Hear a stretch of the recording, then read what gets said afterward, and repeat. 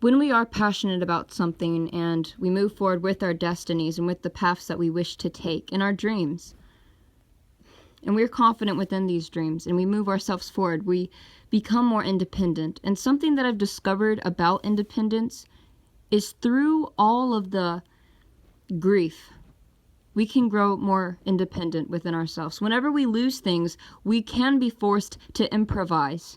This can be a bad thing, but it can also be a good thing. You know, not all good things in life are entirely good, just as not all bad things in life are entirely bad. Although things that are just good and things that are just bad in our perspectives, it's not that they change from being good or bad. It's that through those things, good things can come through bad things, and bad things can come through good things. It really depends on how things are handled. And as I said, through losing things, we can gain something within ourselves. Whenever we have as much help as we could ever need, then we're very fortunate. But whenever we lose something, it can really be a reminder that we have ourselves. Some of the most incredible people, some of the most inspirational people came from the toughest backgrounds. And you know what makes them so inspirational? They didn't have that support. They didn't have that love always. Some of them didn't. Some of them didn't have basic needs. Maybe not a safe home to go to, maybe not food on the table, maybe not a perfect life, you know? I guess a perfect life, I guess people perceive perfect as not having any flaws, meaning no pain, no suffering, no mistakes ever made, you know? Things are done beautifully, gracefully. What a dream come true. A haven. I wish the world was like that. And I wish people were like that too. I wish I was like that. And you might feel the same way. Or maybe you're like, well, those little flaws, so-called flaws, make us better, more unique, you know? And I'd have to agree with that. It really depends on your opinion and your perspective on what perfect really could be. Now, some things in life are perfect to us. There's many things that I perceive as perfect. Beautiful things that just bring me such joy. I don't see anything wrong with them.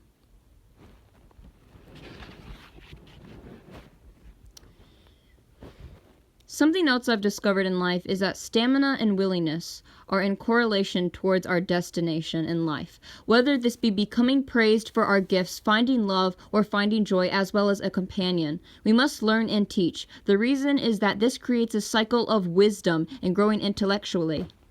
People tend to be afraid of things that they don't understand. This is another thing that I've discovered. Therefore, the more you learn about the world and other people, the more you will be confident within yourself and your own knowledge. And actually, you can become more or less afraid of things that you do or don't understand. Whenever you understand the problems or possible threats, as well as the good things, the pros, the terrific qualities of something, you can grow more happy. But on the other hand, you can grow more enlightened and know how to handle difficult situations by educating yourself. I believe that it's important that we are faithful and hopeful, as well as thinking logically. It's great to think on the positive side. This keeps you moving. Whenever you have hope and whenever you have faith, this keeps you going. It's a motivation that things could get better. Like if you're depressed or you're just having a really difficult time, you know, you're anxious about something, you have a lot going on. Hope is that motivation to keep on moving forward, having faith as well. Now, I want to differentiate this from just wishful thinking and unrealistic thinking. If you are thinking about something and you're believing something that brings you hope and it doesn't hurt anybody, it doesn't hurt you, then this can be a very good thing. However, if it gets to the point where you're believing harmful beliefs and you're becoming too faithful and you're not really thinking logically, and you believe that if things don't turn out the way that you hope that they do, and you're so hopeful about it, and if things don't end up the way that you want them to, that you'll just be left really disappointed, then don't try to get your hopes up too high. And as I said, it's really important as well to think logically. We need to use our mind and our hearts. What this means is our feelings as well as logic. Some people are more emotion driven, meaning, they get angry about something, or they get sad about something, or they get super happy about something, and then they kind of go overboard, so to speak. They don't react logically. Or then other people, they think so logically that they don't consider people's feelings, they don't consider their own feelings, they're not compassionate, they're not considerate, because they're so logically driven. I think it's very important to have a balance.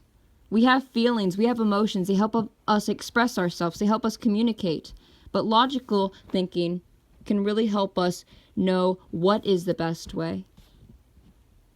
Putting facts into account as well. To have this balance can really help us make decisions and live our lives the best way possible. Thank you.